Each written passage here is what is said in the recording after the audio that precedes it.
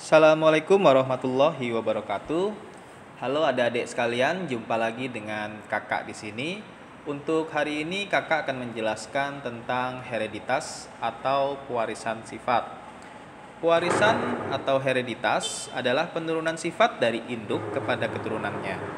Keturunan yang dihasilkan dari perkawinan antar individu mempunyai perbandingan fenotip maupun genotip yang mengikuti pola-pola tertentu. Aturan-aturan dalam pewarisan sifat ini disebut dengan pola-pola hereditas. Hereditas atau pewarisan sifat tidak jauh dari yang namanya materi genetik ya. Dan untuk kali ini di dalam hereditas, tujuan pembelajaran kita setelah mempelajari bab ini, yaitu siswa diharapkan dapat mendeskripsikan struktur RNA dan DNA serta sifat dan fungsinya, menjelaskan hubungan antara DNA, gen, dan kromosom, menjelaskan hubungan gen dengan sintesis protein, menjelaskan tentang pembelahan mitosis dan meiosis, serta menghubungkan pembelahan mitosis dan meiosis pada pewarisan sifat. Kemudian menjelaskan pola khas hereditas, penyimpangan semu, tautan, tindak silang, gagal berpisah dengan letal, sistem ABO, sistem penggolongan darah, dan juga tertaut seks kromosom. Kemudian menjelaskan penyakit menurun pada masyarakat, menerapkan konsep warisan sifat, memperoleh strain organisme unggul, mengidentifikasi macam-macam mutasi kromosom dengan adanya perubahan jumlah, struktur atau ukuran susunan DNA pada kromosom, menghubungkan antara faktor penyebab mutasi yang terjadi, dan mengkaji dampak dan keuntungan mutasi bagi makhluk hidup.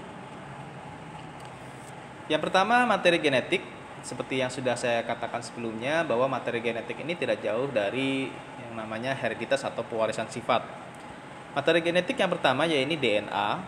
Kalau kita lihat dari struktur DNA-nya, struktur DNA ini atau kepanjangannya dari deoksiribosa nucleic acid atau asam deoksiribosa nukleat, dibentuk oleh 3 macam molekul. Yang pertama, ini ada molekul gula pentosa atau deoksiribosa ya. Jadi gulanya nih gula dengan 5 karbon ya. Namanya deoksiribosa. Kemudian ada fosfat PO4 ya. Kemudian ada basa nitrogen. Basa nitrogen ini terdiri dari 2 jenis basa nitrogen, yaitu purin dan pirimidin. Untuk purin ini jenisnya ada guanin ya atau disingkat dengan G, dan ada adenin atau disingkat dengan A. Sedangkan untuk pirimidin ini jenis basa nitrogennya adalah timin atau T dan sitosin atau C ya. Dan selama dalam molekul DNA ini, molekul dari basa nitrogen adenin itu akan selalu berikatan dengan basa nitrogen dari pirimidinnya ini timin ya, AT ya, dengan 2 ikatan hidrogen. Sedangkan guanin akan selalu berikatan dengan sitosin dengan 3 ikatan hidrogen ya. Kemudian di pirimidin basa nitrogen selain ada timin dan juga sitosin, juga ada urasil ya. Urasil ini biasanya ada pada RNA. Oke, kita lanjut. Struktur DNA. Suatu molekul nukleotida dapat berbentuk. Yang pertama itu adenin nukleotida ya, atau sama dengan adenin deoksiribosa fosfat. Ya. Ini kalau kita perbesar di sini ya. Jadi adenin dan adenin ya, dan juga timin itu akan selalu berikatan dengan 2 ikatan hidrogen ya. Ini adalah struktur molekul dari adenin. Ya, di sini struktur molekul dari timin. Karena dia punya konfirmasi ya, punya bentuk dari struktur molekulnya itu yang memungkinkan dia untuk berikatan dengan adenin dan juga dengan timin. Sedangkan ada lagi ikatan antara sitosin dengan guanin. Jadi karena sitosin dan juga guanin seperti halnya adenin dan timin, dia punya bentuk yang memungkinkan untuk keduanya ini bisa saling berikatan. Jadi kalau sitosin molekulnya seperti ini ya. Jadi dengan 3 ikatan hidrogen di sini, sitosin dan guanin. Ya, oleh karena itu kenapa kok untuk adenin tidak bisa berikatan dengan sitosin maupun guanin tidak bisa berikatan dengan timin, karena dia punya struktur molekul yang berbeda. Kalau untuk adenin ya dan juga timin, karena struktur molekulnya memungkinkan dia untuk berikatan ya, sehingga dia akan selalu berikatan dengan adenin dan juga timin, karena di sini hanya bisa memungkinkan dengan 2 ikatan hidrogen. Sedangkan dari sitosin dan juga guanin itu memiliki 3 ikatan hidrogen. Nah, jadi karena struktur molekulnya. Kemudian ada tadi ya, ada guanin nukleotida di sini, guanin nukleotida di sini ya. Kemudian ada sitosin nukleotida ya, atau sitosin deoksiribosa fosfat, dan juga timin nukleotida. Ya. Struktur kimia gen atau DNA menurut Watson and Crick ya, gula dan fosfat sebagai induknya atau ibu tangga. Kalau kita lihat di sini, kita perbesar, ini struktur dari DNA ya dengan fosfat. Ini fosfatnya, ini gula pentosanya, deoksiribosa ya, ini sebagai ibu tangganya atau induknya. Basa nitrogen dengan pasangan tetapnya sebagai anak tangganya. Nah, ini basa nitrogen ya dengan pasangannya sebagai anak tangganya di sini. Oke. G dengan C atau guanin dan sitosin dihubungkan dengan 3 ikatan lemah 3 atom hidrogen ya. Sedangkan untuk A dan T ya, adenin dan timin dihubungkan dengan 2 atom hidrogen. Kita lihat lagi di sini ya. Di sini kalau kita lihat di sini ada DNA dengan struktur helixnya ya, dengan struktur helix ganda. Jadi dia ada 2 pita di sini. Ada pita 1 ya di sini ya. Ada pita 2 ya. Dia selalu berganda, maka disebutnya struktur double helix. Double karena punya 2 strand, punya dua rantai. Helix karena dia bentuknya seperti ini ya, berpilin ya, helix. Untuk satu nukleotida ya di sini ya, kalau kita perbesar kembali di sini dia ada macam-macam nukleotida. Untuk satu nukleotida itu terdiri dari fosfat, kemudian gula pentosa atau deoksiribosa, dan 1 basa nitrogen. Jadi kalau di sini ada berapa nukleotida? Kita hitung. Di sini ada 1, 2, 3, ya, 4, 5, 6, 7, 8, 9, 10, 11, 12. Jadi ada 12 nukleotida. Ini adalah struktur dari DNA ya. Replikasi DNA yang B atau penggandaan DNA. Ada 3 hipotesis tentang terjadinya replikasi atau penggandaan DNA. Teori yang pertama dari penggandaan DNA yaitu teori konservatif yang menyatakan bahwa double helix yang lama ya tidak berubah dan langsung terbentuk double helix yang baru. Jadi antara dua strand ya atau 2 pita itu dari yang lama dia langsung mengganda menjadi 2. Jadi seperti sel bakteri ya, dia membelah menjadi 2. Itu teori hipotesis yang pertama ya. Yang kedua, teori dispersif menyatakan bahwa double helix yang lama terputus-putus, terpotong-potong. Jadi double helix ya, rantai yang 2 itu terputus-putus ya. Potongan-potongan tersebut memisah dan membentuk potongan-potongan baru yang akan bersambung dengan potongan-potongan lama, sehingga kembali menjadi 2 DNA yang baru yang sama persis. Jadi dia terpotong-potong seperti tali ya, seperti tali pita yang kita potong-potong kecil-kecil ya dengan panjang 2 cm 2 cm. Nah, nanti yang hasil potongannya itu dia akan membentuk jenis DNA yang baru. Ya, akan membentuk potongan DNA yang baru ya. Selain ada DNA yang lama. Itu dispersif. Kemudian yang terakhir ada teori semi konservatif menyatakan bahwa 2 pita dari double helix memisahkan diri. Jadi ini double helix ya. Double helix ini ada 2 pita. Nah, pitanya itu memisahkan diri dulu. Ya, ini yang hitam-hitam nih, yang rada gelap warnanya. Jadi dia memisahkan diri dulu, satu di sini, satu di sini, ya.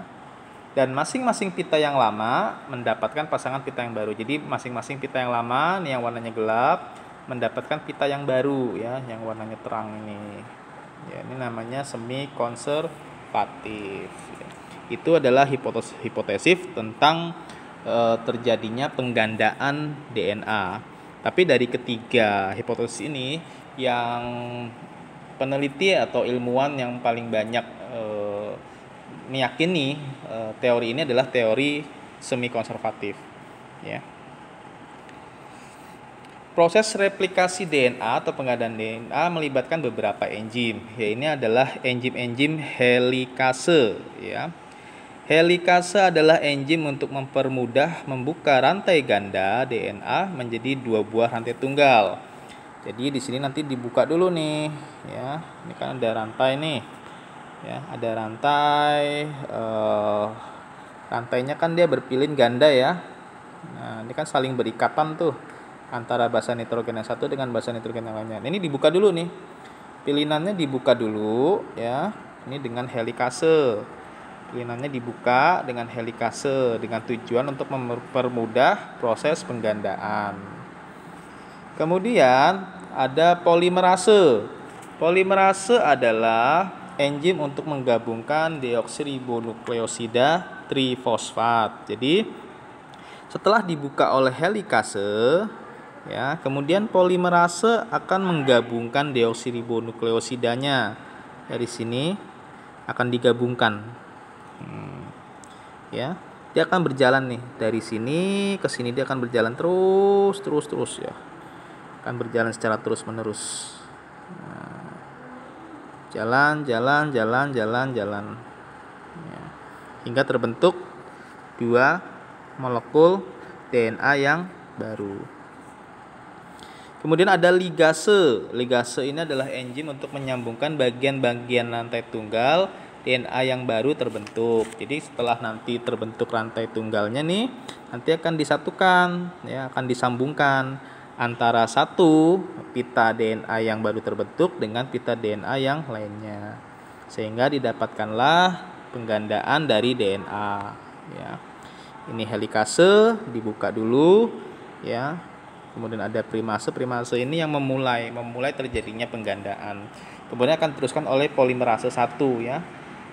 Ini akan diteruskan lagi dengan polimerase 2 ya, ditambahkan di sini ya. Deoksiribonukleosidanya ditambahkan dan sampai seterusnya. Sudah ditambahkan, nanti antara satu pita yang sudah terbentuk dengan pita yang lainnya akan disambung dengan DNA ligase. Ya, di sini. Sehingga terbentuklah dari satu potongan pita DNA menjadi 2 potongan pita DNA. Itu penggandaan dari DNA. Nah, materi genetik yang berikutnya yaitu RNA atau ribosa nukleik asid atau asam ribosa nukleat. Ada macam-macam RNA, antara lain RNA duta ya, atau disebut juga mRNA atau messenger RNA, dibentuk oleh DNA di dalam nukleus, berperan membawa kode genetika dari DNA. Kemudian ada RNA ribosom. RNA ribosom atau rRNA dibentuk oleh DNA, banyak terdapat di dalam ribosom. Kemudian ada RNA transfer atau tRNA, dibentuk oleh DNA, berada dalam sitoplasma, berperan mengikat asam-asam amino. Kita lihat dari sini ya. Di sini ada potongan dari RNA. Nah, tadi kan sudah dikatakan ya kalau untuk RNA itu dia tidak punya basa nitrogen timin, tapi punyanya basa nitrogen urasil. Jadi basa nitrogen tadi kan ada 2 ya, ada basa nitrogen purin yaitu adenin dan guanin, ada basa nitrogen pirimidin yaitu ada timin dan sitosin untuk molekul DNA, tapi untuk molekul RNA itu hanya ada urasil dan juga sitosin. Sama dengan DNA, jadi dia saling berikatan. Basa nitrogen adenin akan berikatan dengan urasil, basa nitrogen guanin akan berikatan dengan sitosin. Ini ada satu nukleotida di sini ya. Satu nukleotida, kemudian di sini juga ada satu nukleotida, tapi di sini ada urasil. Basa berupa urasil ya dan bukan timin. Di sini guanin. Jadi ada sitosin, adenin, urasil dan guanin. Itu dari RNA. Perbedaan DNA dan juga RNA. Kita lihat di sini ya. Untuk yang pertama yaitu DNA. DNA itu hanya ditemukan di dalam nukleus, yaitu di dalam kromosom ya, mitokondria, plastida ya, organel plastida dan juga organel sentriol. Kemudian untuk RNA ditemukannya di sitoplasma, terutama di dalam ribosom dan juga di dalam nukleus atau inti sel ya. Kemudian berupa rantai panjang dan ganda atau double helix. Kalau RNA berupa rantai pendek dan juga tunggal. DNA berfungsi berhubungan erat dengan penurunan sifat dan sintesis protein. Sedangkan untuk RNA fungsinya berhubungan erat dengan sintesis protein saja. DNA kadarnya tidak dipengaruhi oleh aktivitas sintesis protein, ya, kadarnya tetap, ya, jumlahnya tetap. Kemudian kalau RNA kadarnya dipengaruhi oleh aktivitas sintesis protein. Jadi RNA itu jumlahnya itu dipengaruhi oleh aktivitas sintesis protein sesuai dengan kebutuhan protein yang diperlukan bagi sel. Basa nitrogennya, basa nitrogen itu DNA terdiri atas purin, adenin guanin, serta pirimidin, timin, dan sitosin. Sedangkan untuk basa nitrogen RNA ini terdiri atas purin, adenin dan guanin, serta pirimidin, urasil, dan sitosin.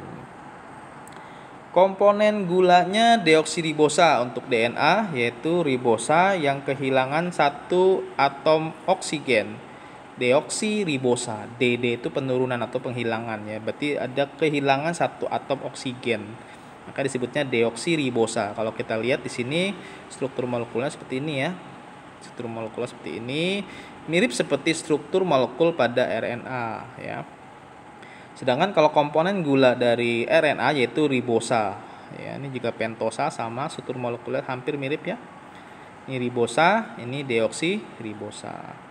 Itu perbedaan dari DNA dan juga RNA.